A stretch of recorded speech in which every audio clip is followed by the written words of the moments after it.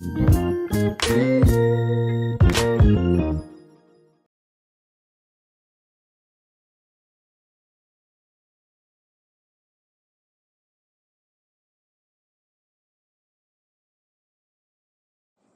tema de hoy es historia clínica. Y yo quiero hablarle hoy de alguna de las tantas que Jesús tenía, que Jesús realizó. Porque la sanidad de los enfermos fue parte esencial en el ministerio de Jesús, en el tiempo que Él estuvo en la tierra sirviendo. Dice Mateo 4:23, Jesús recorría toda Galilea enseñando en las sinagogas, anunciando las buenas nuevas del reino y sanando toda enfermedad y dolencia entre la gente. La palabra sanar, mire cuál es en griego, terapeuta. Jesús era un terapeuta y la palabra se traduce tanto como sanar, como atender, servir también, y Jesús era un verdadero terapeuta. ¿Y sabe qué me gustó de esto? Es que Jesús no es que sanaba a las personas y las dejaba y se iba. Él les hacía un seguimiento. Y eso está muy bueno, es muy interesante, porque Él no solamente nos sana, sino que también nos sigue para ver cómo vamos con ese proceso. El domingo pasado hablábamos de las heridas del alma, ¿sí? ¿No? Ay,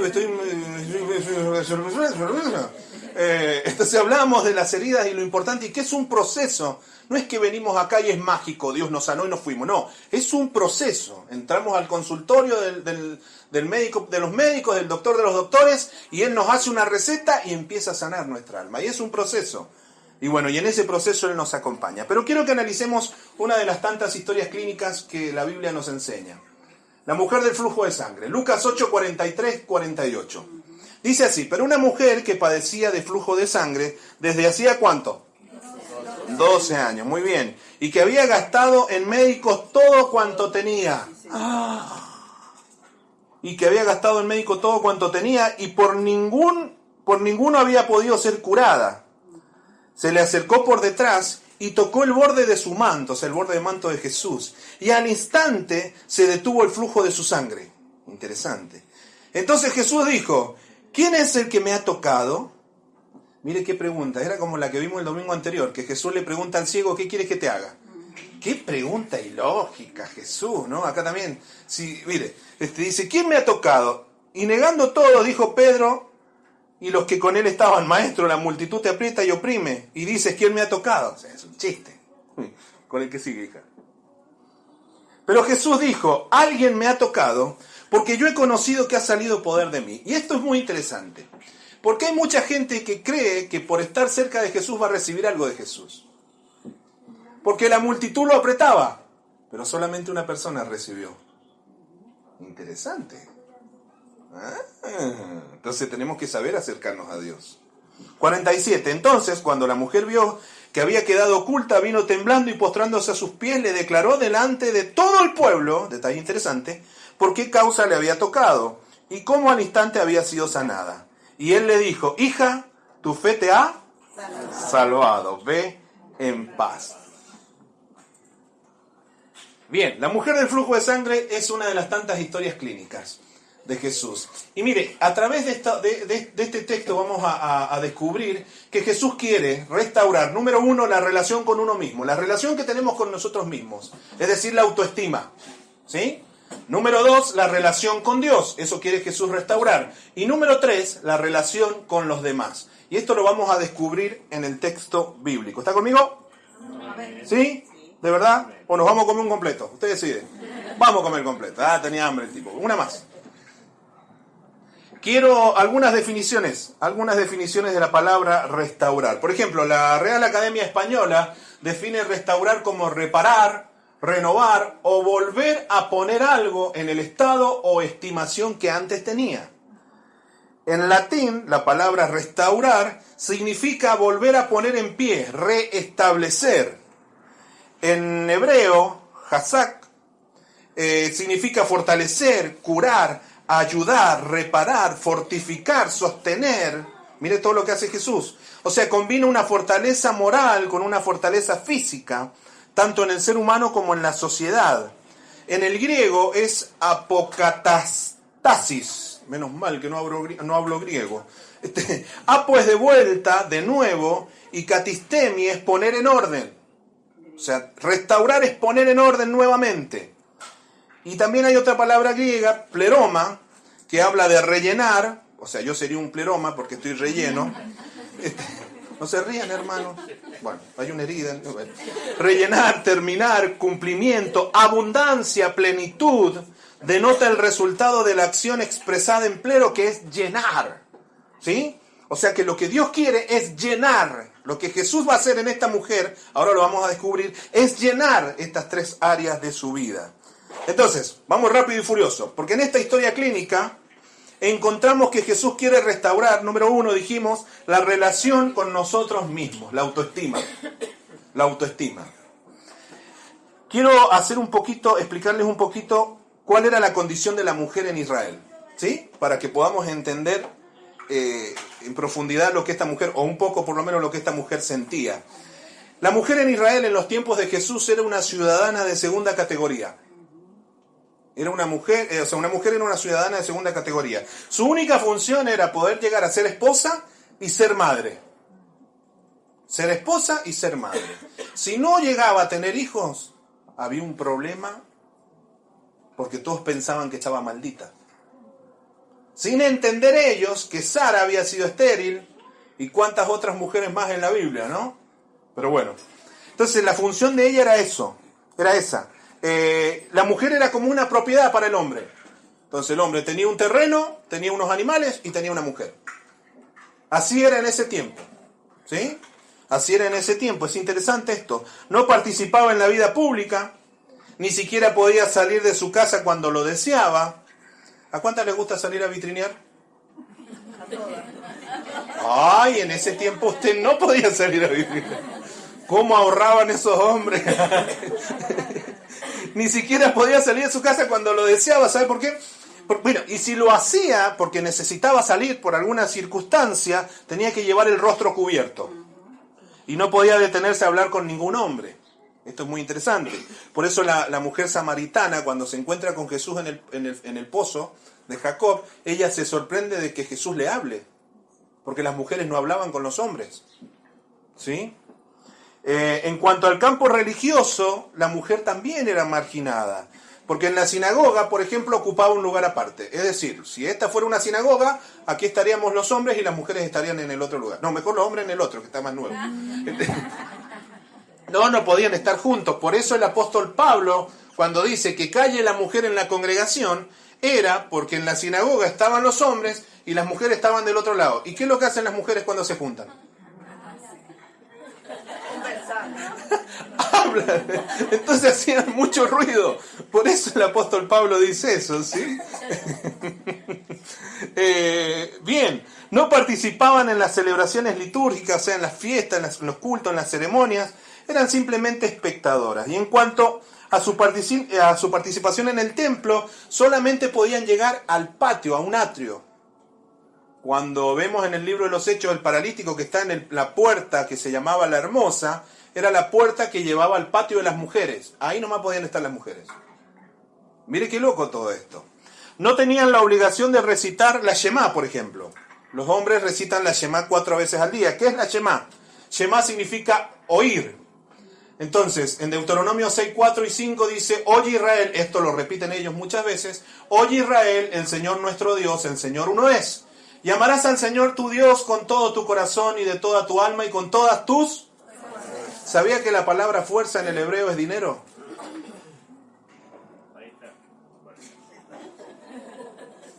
Es interesante, Dios pide que lo amemos con nuestro corazón, con nuestra alma y con nuestro dinero.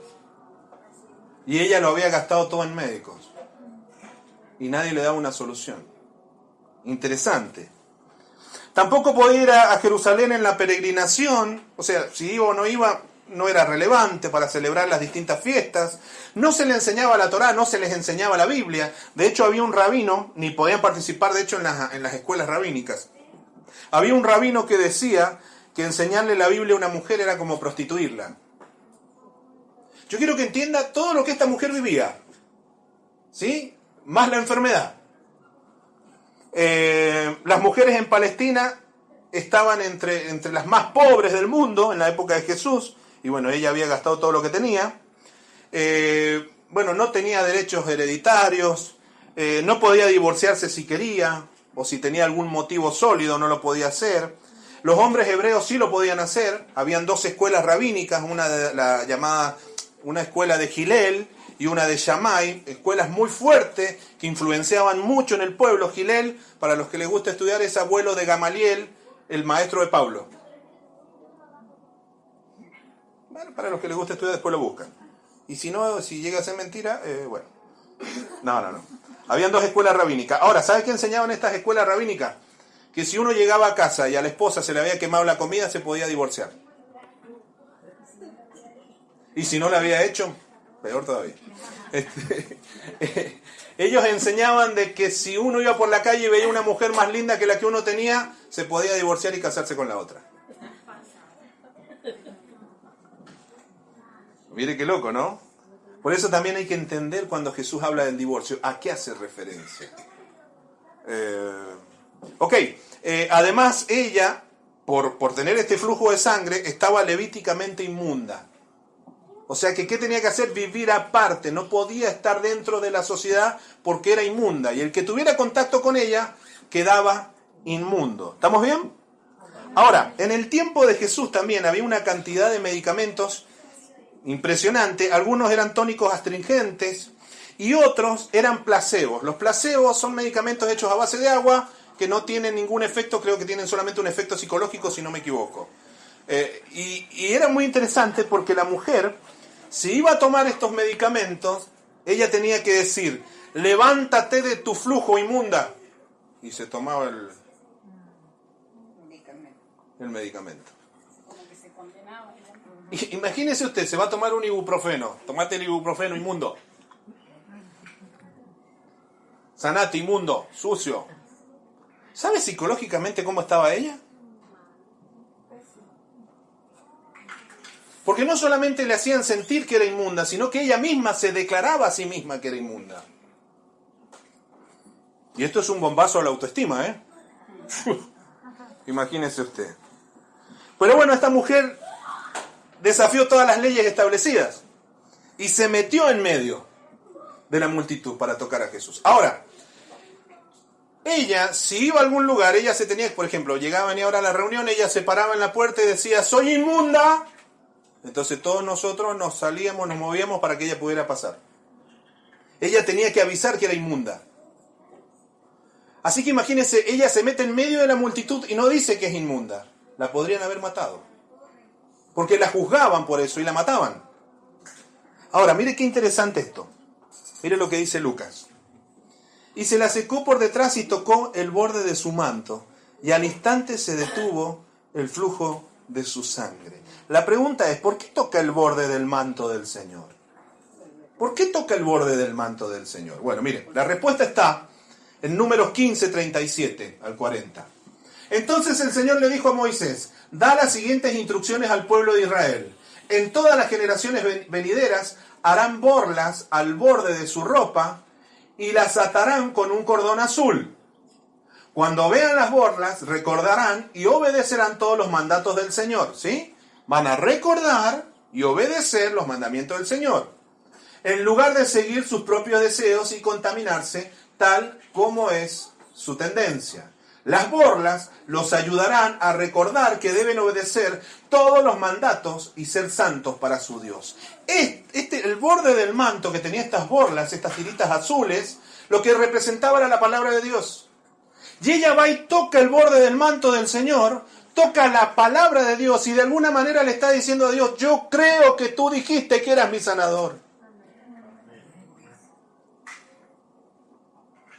Le cree a la palabra de Dios. Esto es muy interesante. Ella creyó a lo que Dios dice. Ella se tomó de la palabra de Dios. ¿Dios te ha dado una palabra? Pregunto, ¿Dios te ha dado una palabra? Tómate de ella. Créele a Dios. Y esta mujer tocó el borde del manto del Señor porque ella le creía la palabra. Mire. Ahora, otro detalle interesante. ¿Por qué Jesús se detiene y de alguna manera la delata? Porque Jesús dice, ¿quién me ha tocado? Y ella empezó a transpirar, como yo cuando subo la cuesta, cuando vengo al templo. Ella empezó a transpirar, ¿por qué? porque dice, me descubren, me matan porque soy inmunda. Ahora, ¿Jesús no está arriesgando la vida de la mujer? Dígame usted. Interesante. ¿Y sabe por qué Jesús la delata? Porque él quería restaurar la autoestima de la mujer. Porque si no hubiera quedado como una sanidad física nada más. ¿Y su autoestima? Pero la sanidad de Jesús es integral, es completa. Cuando Dios va a hacer algo en nuestras vidas, lo hace completo. Sana todas las áreas, incluso a la mujer la económica. Porque dice que había gastado todo en médicos y no había tenido resultado y ahora ya no iba a gastar en médicos. ¿Vio los detalles? Qué interesante. Ya vamos a ver las otras cosas que el Señor también sana. Y cuando hablamos de autoestima, mire, estamos haciendo referencia a la valoración o la percepción que la persona tiene de sí misma. Es la forma en que la persona se ve, cómo se siente, cómo se piensa. Cómo piensa de sí misma. Y esto es muy interesante, hermanos. Porque cómo se pensaba ella. ¿Cómo se sentía ella? ¿Cómo se valoraba ella? Como una inmunda. Pero desde que Jesús la sana, desde ese momento Dios toca la autoestima. Ahora, veamos algunos problemas, hagamos una pequeña lista de algunos problemas que la mujer enfrentaba. Usted ayúdeme. ¿Sí? Primero, no podía acercarse a Dios, ¿verdad? No podía acercarse a Dios. O sea que no tenía una relación con Dios. No podía tener familia. Porque si tenía esposo, seguramente la dejó porque era inmunda. Y no podía estar con sus hijos porque seguramente sus hijos la habían dejado porque era inmunda. ¿Saben lo que es eso? No podía juntarse con los vecinos, bueno, la suegra no hay problema, pero no podía tener una vida social, vivía aislada. Y cada vez que se acercaba, como decíamos, tenía que decir, soy inmunda. O sea, imagínese. No podía tener un trabajo. Porque ¿quién iba a contratar una inmunda? No podía soñar si sus sueños estaban muertos. ¿A dónde iba a ir? ¿Qué es lo que podía soñar? No podía disfrutar. Su autoestima estaba destruida. ¿O no? ¿Nos vamos metiendo en tema? ¿Está conmigo? Bien. Ahora bien, ¿qué hubiese pasado si Jesús no hubiera preguntado esto? ¿Quién me ha tocado? Ella hubiera recibido solo una sanidad física y su autoestima hubiera seguido destruida. Pero era necesario que ella fuera sanada interiormente. Era necesario que ella fuera sanada psíquica y psicológicamente. O sea, que su alma fuera sanada, que su mente fuera sanada. Si Jesús no hubiera hecho la pregunta, ¿sabe qué? Hubiera quedado como un simple amuleto. Lo tocás y recibí. Que así es como muchos cristianos viven. Me acerco cuando necesito y si no me alejo. Voy, lo toco, recibo o voy para recibir. Y quiero decirle algo, Dios no es ningún amuleto. No es ningún amuleto. Otro detalle a tener en cuenta que es muy interesante, que me gusta mucho, es la expresión, mire qué bonita expresión, hija. ¿Cómo le dijo Jesús? ¿Sabe todo lo que encierra eso? ¿Sabe el impacto en la autoestima de ella? Es una expresión amorosa que lleva aceptación en sí misma.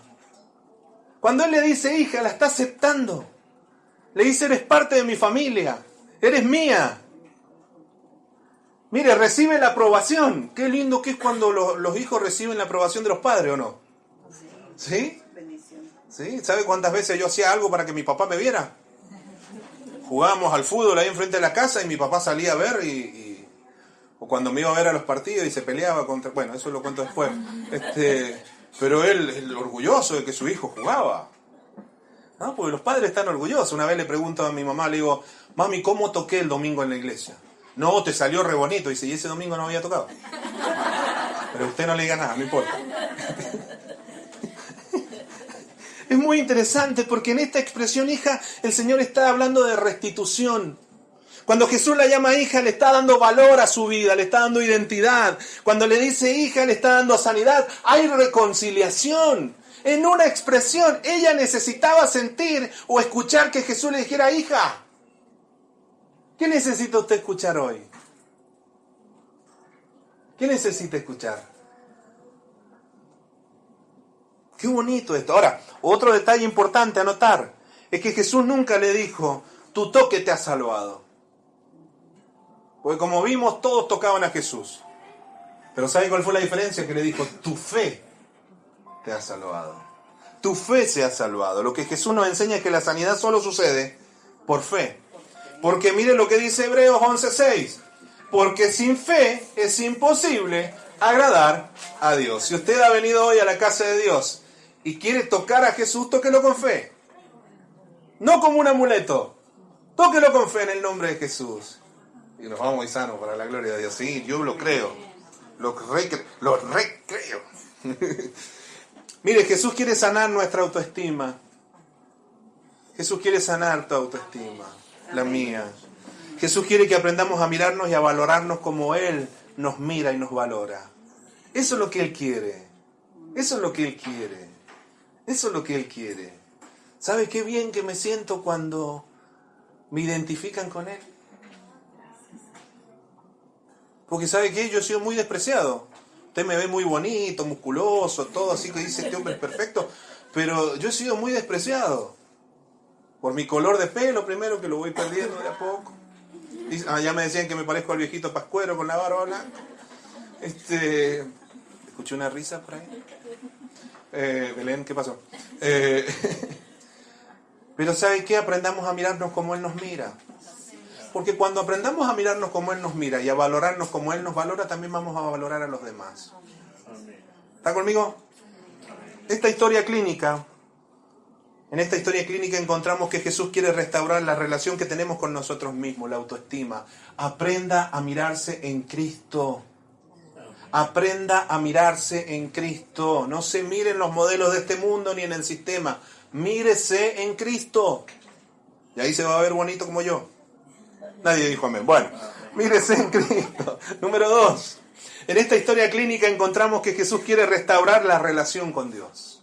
Él quiere que nosotros seamos restaurados y podamos tener una relación con Dios. Mire, esta mujer estaba marginada de la vida religiosa. Si usted después quiere ver Levíticos 15, 19 en adelante,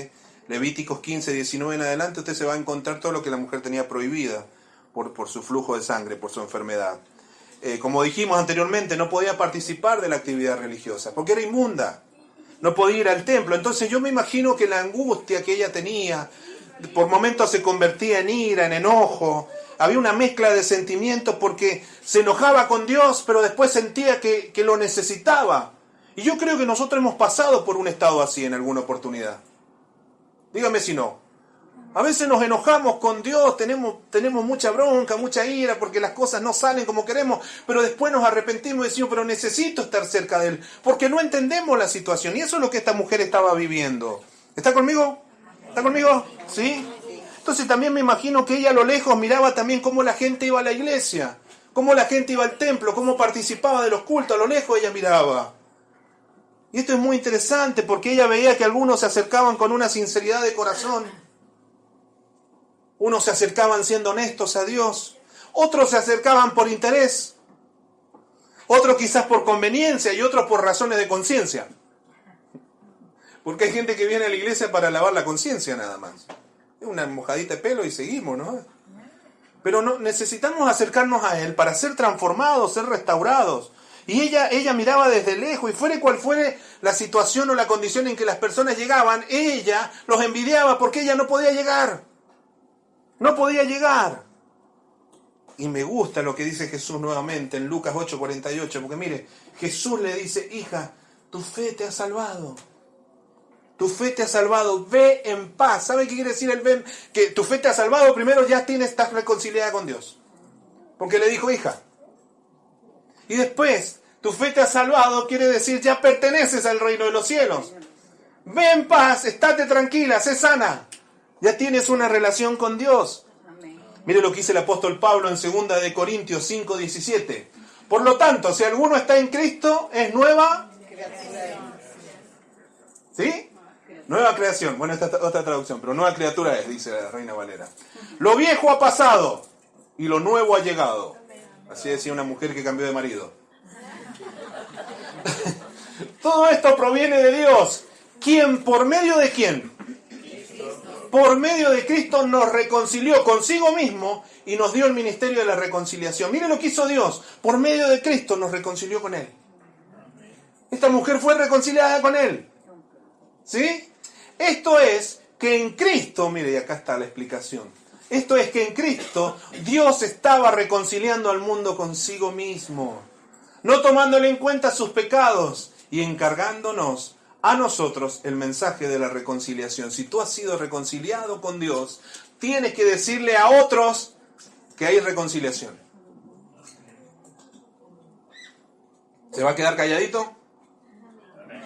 ¿Cómo se va a quedar calladito? No, tiene que hablar. Ay, ¿en qué iglesia estamos, Padre? Bueno, un pase mágico. Pero mire, en Él estamos reconciliados. En Él estamos reconciliados. Yo creo que esta mujer experimentó lo que dice Romanos 5:1. En consecuencia, ya que hemos sido justificados mediante la fe, tenemos paz con Dios. ¿Sabe qué quiere decir esto, que tenemos paz con Dios? Que podemos andar por la calle y no nos va a caer ningún rayo en la cabeza. Que tu suegra no te va a visitar. Bueno, por lo menos la mía, que está lejos. ¡Ah! Sí, Señor, gracias. ¡Oh, cantemos! No, bueno. Tenemos paz con Dios por medio de nuestro Señor Jesucristo. También por medio de Él. Y mediante la fe tenemos acceso a esta gracia en la cual nos mantenemos firmes. ¿Sí? ¿Nos mantenemos firmes? ¿Sí? Así que nos regocijamos en la esperanza de alcanzar la gloria de Dios. Una restauración de nuestra relación con Dios. Dios quiere que nuestra relación con Él sea restaurada. En esta historia clínica encontramos que Jesús quiere restaurar la relación con Él. Dios quiere restaurar nuestra relación con Él. ¿Está conmigo? Y termino porque voy rápido y furioso, porque mi esposa me tiene amenazado. Algunos piensan que es verdad. No, no es verdad, hermano, no es verdad. No es verdad. En esta historia clínica número 3 encontramos, ¿la que sigue, hijita? Ahí estamos. Que Jesús quiere restaurar la relación que tenemos con los demás. La relación que tenemos con los demás. Con la vecina esa insoportable. Les veo las caras porque todos tenemos a una. El que nos pone música, Lidia, ¿no es cierto? Y justo que estamos en la parte más cara de Illapel, allá ponen música fuerte. Ay, Dios mío. Bueno. Mire, esta mujer estaba marginada socialmente, ya lo hemos estado diciendo, por su situación. No participaba, no tenía vida social. No podía ir a los eventos de la plaza, a los conciertos, donde me bailaba la otra vez una mujer y mi esposa se reía. No entiendo. Al llegar, porque ella tenía que decir, soy inmunda. No tenía vida social. ¿Quién se quiere juntar con un inmundo? ¿Quién? Nadie. No tenía esposo, sus hijos quizás estaban con otras personas, otros lo estaban criando, sus padres, sus hermanos. O sea, no tenía relación con nadie. Pero Jesús, al preguntar, y esto me gusta mucho, esta pregunta que le he repetido bastante, ¿quién es el que me ha tocado? Cuando Jesús hace esta pregunta y expone a la mujer, le está dando un mensaje a la sociedad. Primero un mensaje a ella. Hijita. A ella le dice, ve a reinsertarte, uy, qué palabra difícil, reinsertarte en la sociedad. Vuelve a tener vida social, le dice a ella. Vuelve a tener vida social. Vuelve con tu familia, vuelve con tus hijos. Vuelve con tus padres, con tus tíos. Vuelve con la familia. ¿Sabe lo que le está diciendo Dios a esta mujer? Vuelve a soñar. ¿Qué soñaba ser? No sé, ¿qué sueña usted ser? Astronauta. ¿Qué sueña usted ser? Yo me acuerdo cuando nos conocimos con mi esposa, yo le pregunté, ¿cuál es tu sueño? ¿Sabe qué me dijo ella? Que hasta el día de hoy me retumba en la cabeza. Quiero estar con vos porque me volvés loca. No. ¿Sabe qué me dijo ella? Yo le dije, ¿cuál es tu sueño? Y ella me dijo, formar una familia. No es muy grande. Por eso nos estamos agrandando nosotros. Pero qué feliz que soy con la familia que Dios me ha dado. Y de verdad que nos preocupa cuidarla, a la familia. Ella no entiende todavía lo valiosa que es para nosotros. No lo entiende. Yo creo que cuando sea mamá lo va a entender. Porque aunque yo quiero que sea la primer monja evangélica, pero ella no entiende todavía lo valiosa que es para nosotros.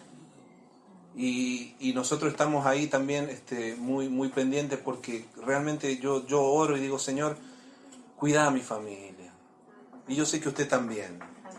Y Dios le dice a esta mujer, vuelve con tu familia. Vuelve a tener una relación con tu familia. No sabe lo lindo que fue sentarnos a la mesa y ver a los tíos que molestaban, que se reían. No sabe que a mi mamá yo no le avisé que iba. Yo le hablé con ella un día antes y le dije, te voy a mandar un paquete mañana. Bueno, dice, cuando llegué, golpeó la puerta, le digo, llegó el paquete. Y no lo podía creer, ¿qué haces acá? Bueno, y mi hermano llegó muy tarde de trabajar y entró hablando ahí, rezongando, qué sé yo, como hace siempre, mi hermano más chico. Y cuando entró así me ve sentado y me dice, ¿qué haces vos acá? Y le digo, ¿a qué hora pensás llegar? Te estoy esperando. Y se puso a llorar. Me sorprendió, le digo, ¿por qué llorás? Que te extraño, tonto. Esta mujer no podía experimentar esas cosas. Y ahora sí. Pero también le da un mensaje a la sociedad. ¿Y sabe cuál es el mensaje? Acepten a mi hija. ¿Escuchó bien? No dice acepten a esta mujer. Acepten a mi hija. Ahora ella es parte de mi propiedad. Ella es propiedad mía, dice Jesús. Denle en el valor que merece porque es especial tesoro para mí. Y eso es lo que dice Dios de ti también. El creerle a Dios, el creer lo que dice su palabra, mire, no solo nos reinserta en la sociedad, sino que además también nos permite recuperar nuestra vida familiar. Nos permite volver a soñar en familia. Mire, otro caso, otra historia clínica, pero quiero tomar esto nada más. Ahora bien, el hombre de quien habían salido los demonios le rogaba que le permitiera acompañarlo, pero Jesús lo despidió y le dijo, después que fue sanado, liberado, vuelve a tu casa y cuenta todo lo que Dios ha hecho por ti. Vuelve a tu casa y cuenta todo lo que Dios ha hecho por ti. Lo reinsertó. Así que el hombre, así que el hombre se fue y proclamó por todo el pueblo lo mucho que Jesús había hecho por él. Si Dios ha hecho algo por ti, no te puedes quedar callado.